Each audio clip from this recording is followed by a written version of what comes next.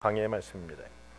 34절로 43절 제가 읽도록 하겠습니다. 베드로가 입을 열어 가로되 내가 참으로 하나님은 사람의 외모를 취하지 아니하시고 각 나라 중 하나님을 경외하며 의를 행하는 사람은 하나님이 받으시는 줄 깨달았도다.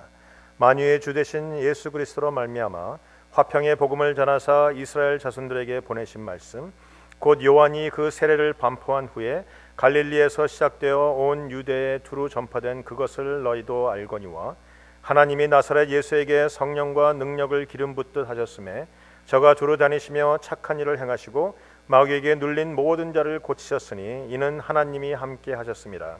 우리는 유대인의 땅과 예루살렘에서 그의 행하신 모든 일의 증인이라. 그를 저희가 나무에 달아 죽였으나 하나님이 사흘 만에 다시 살리사 나타내시되 모든 백성에게 하신 것이 아니요 오직 미리 택하신 증인 곧 죽은 자 가운데서 일어나신 후에 모시고 음식을 먹은 우리에게 하신 것이라. 우리를 명하사 백성에게 전도하되 하나님이 산자와 죽은 자의 재판장으로 정하신 자가 곧 이 사람인 것을 증거하게 하셨고 저에 대하여 모든 선지자도 증거하되 저를 믿는 사람들이 다 그 이름을 힘입어 죄사함을 받는다 하였느니라. 아멘. 본문에 있는 말씀을 가지고 이것이 복음의 핵심입니다 라는 제목으로 하나님 말씀 함께 나누도록 합니다. 여러분, 복음이 무엇입니까? 많은 성도들이 교회를 다니다 보면 자주 듣는 단어 중에 하나가 복음이라는 단어입니다. 많은 사람들이 복음에 대해서 이야기하고 복음에 대해서도 듣기도 하지만 실상 가만 보면 많은 성도가 복음이 무엇인지를 진정 알지를 못합니다. 복음의 핵심이 무엇인지, 복음의 진수가 무엇인지, 복음이 무엇을 말하고 있는지를 잘 모른 채 교회를 다닙니다.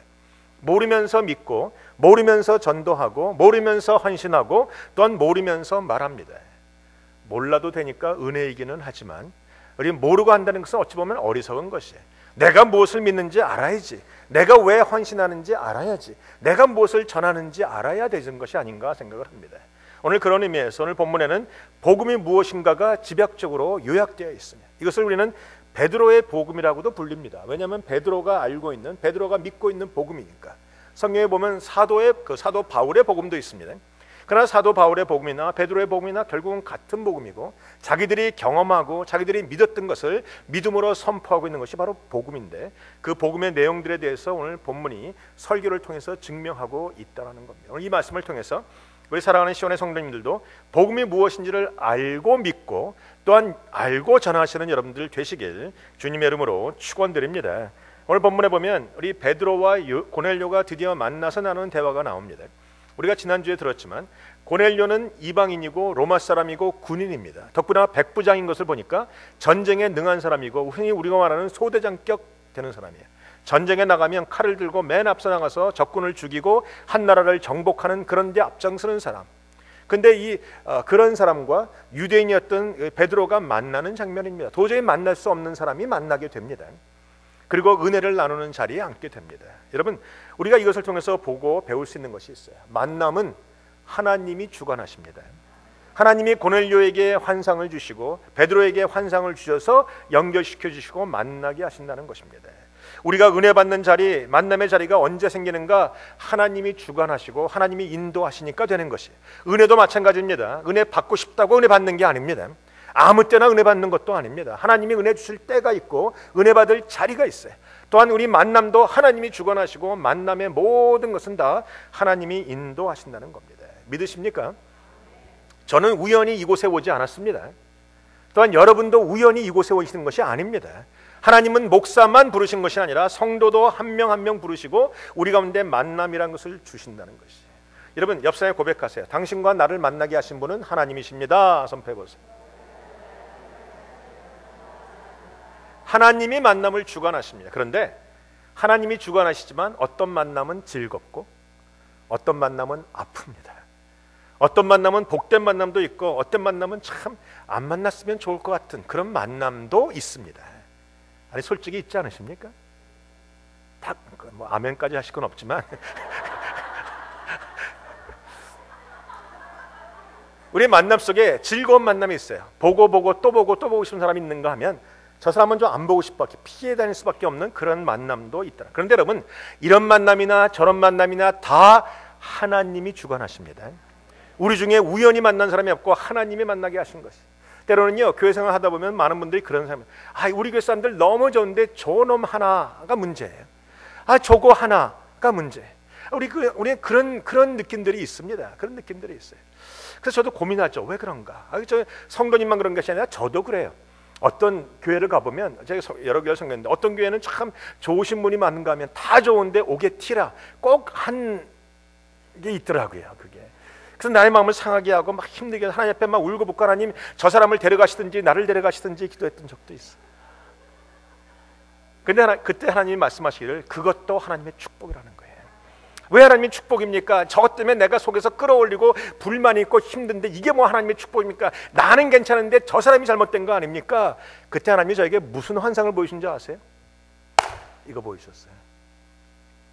한 손으로는 소리가 안 납니다. 두 개가 부닥치니까 소리가 나는 거예요. 그 사람이 못돼 처먹은 것 같지만 결국은 그런 성품이 내 안에도 있기 때문에 이게 자꾸 부닥쳐서 자꾸 문제가 생기는 거예요. 이럴 때 아멘 하시는 겁니다. 이럴 때 아멘 하시는 겁니다.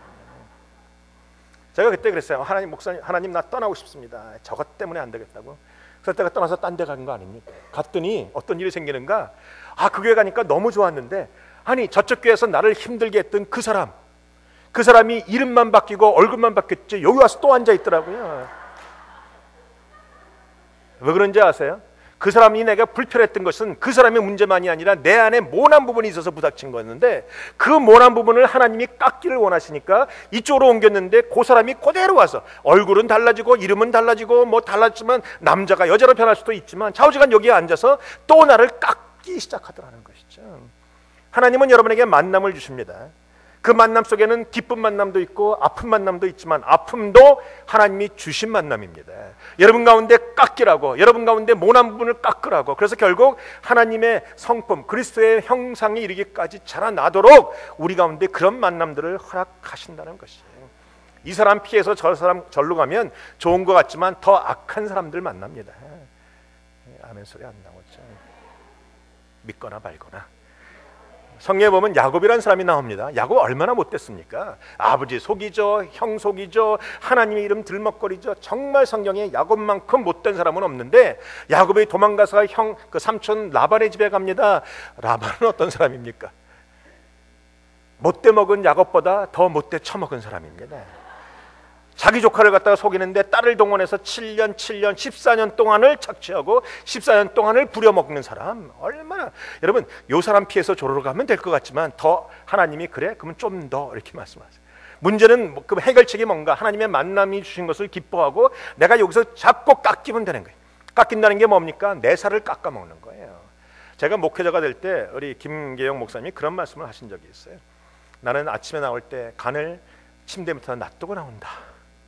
그리고 당회가 다 끝나고 예배가 끝나고 모든 모임이 끝나고 집에 가서 잠잘 때 간을 집어넣고 잔다. 저는 그때는 그 말이 무슨 말인지 몰랐는데 목회 한 15년 16년 하다 보니까 이제 그 말이 뭔지를 알았어요. 여러분 제가 성격이 굉장히 날카롭고 정확하고 저는 분명하고 저는 좋은 건 좋은 거고 싫은 건 싫은 거가 분명한 사람이에요. 흐지부지한 것은 없었습니다. 그런데 목회 5, 6년 만에 요 모양으로 바뀌었다는 겁니다. 깎이고 그냥 이것도 좋고 저것도 좋고 이것도 감사하고 저것도 감사하고.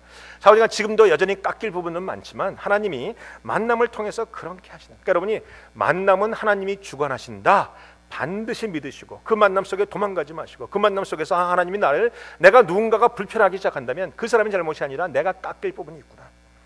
자꾸 여러분을 다듬고 깎아나가시면 둥글둥글 그리스도의 형상과 하나님의 모습이, 하나님의 성품이 여러분 가운데 드러나게 되리라 믿습니다.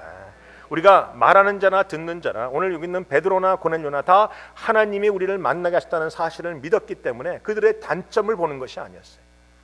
베드로라고 단점이 없었겠습니까?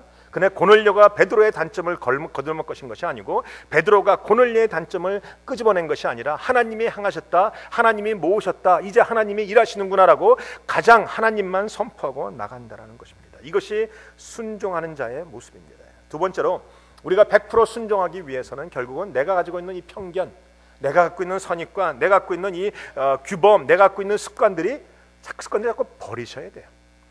버려야 순종할 수 있습니다. 버리지 않으면 안 되는 것이죠. 잘못된 생각, 잘못된 세계관, 잘못된 고집, 잘못된 경험 다 버리셔야 됩니다. 오직 하나님의 말씀이라면 순종하고 하나님이 하라고 하시면 행할 수 있는 그 축복이 있어야 돼요. 그래야